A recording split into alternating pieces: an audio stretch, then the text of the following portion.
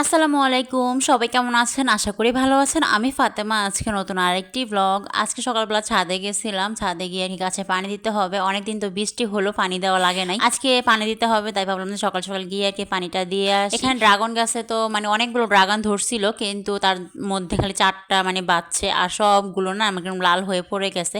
ওই ড্রাগনটা মনে হয় পড়ে যাবে। আর এই তো পান গাছের এই অবস্থা। আন্টি নাই, গাছগুলো জানি কিরকম দুর্বল দুর্বল হয়ে গেছে। আসলে গাছে ঠিকঠাক মতো পুষ্টি সার না দিলে গাছগুলো ঠিকমতো বাড়তে পারে না। আর এখানে কলা গাছগুলো এখনও হয়ে আছে, এগুলি নাকি মানে একটু বড় হলেই কলা ধরে তাড়াতাড়ি, তাই এগুলি নিচে দিয়ে দিবে আন্টি গাছগুলিকে। জান্নাত আবার আমার সাথে আসছে, ওকে আসলে নিচে রেখে আসতে পারি না, খুবই কান্নাকাটি করছে, তো ওকে নিয়ে আসছে, তাই ওর দিকেও আমার খেয়াল রাখতে হইতেছে, পানিও দিতে হইতেছে।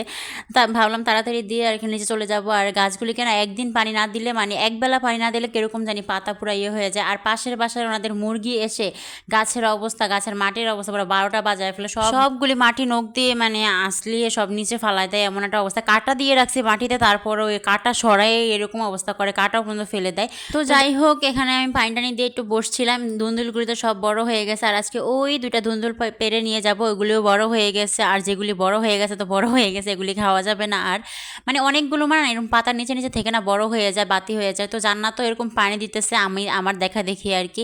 মানে ছাদে আসলে যে ওনার যত দুষ্টামি, পানি দিবে, চেয়ার নিয়ে ধাক্কাধাক্কি করবে, ঠেলাঠেলি করবে, মানে এই খেলাধুলা করে।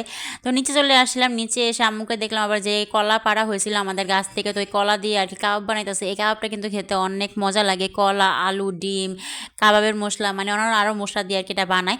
তো জানাতে জন্য খাবার রেডি করছে, ওকে এখন খাবারটা খাইয়ে দিব। আর আম্মু তো সবগুলি কাবাব মানে হালকা একটু ফ্রাই করে, অল্প তেলে ফ্রাই করে জাস্ট এখন ফ্রিজে রেখে দিবে, ডিপ ফ্রিজে।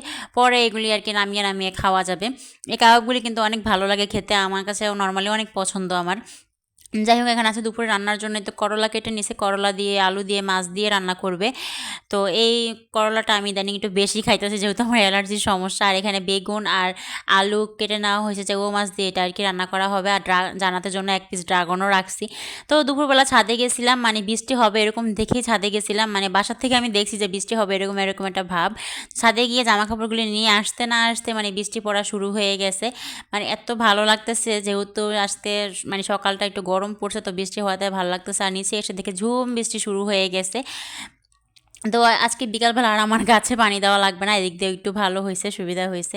তো বৃষ্টি দেখতেছিলাম জানলা দিয়ে আর কি। তো আমার রুম থেকে এদিক দিয়ে জানলা দিয়ে তাকালে আছে না, পুরাটা গ্রাম গ্রাম ফিল হয়। আমার কাছে অনেক ভালো লাগে, যেহেতু খোলামেলা বাতাসও আসে, আর আলো বাতাসও আমার রুমে সবসময় থাকে। তো এখানে ওরা ঘুমাই গেছিলো, আমিও একটু ঘুমাইছিলাম ওদের সাথে।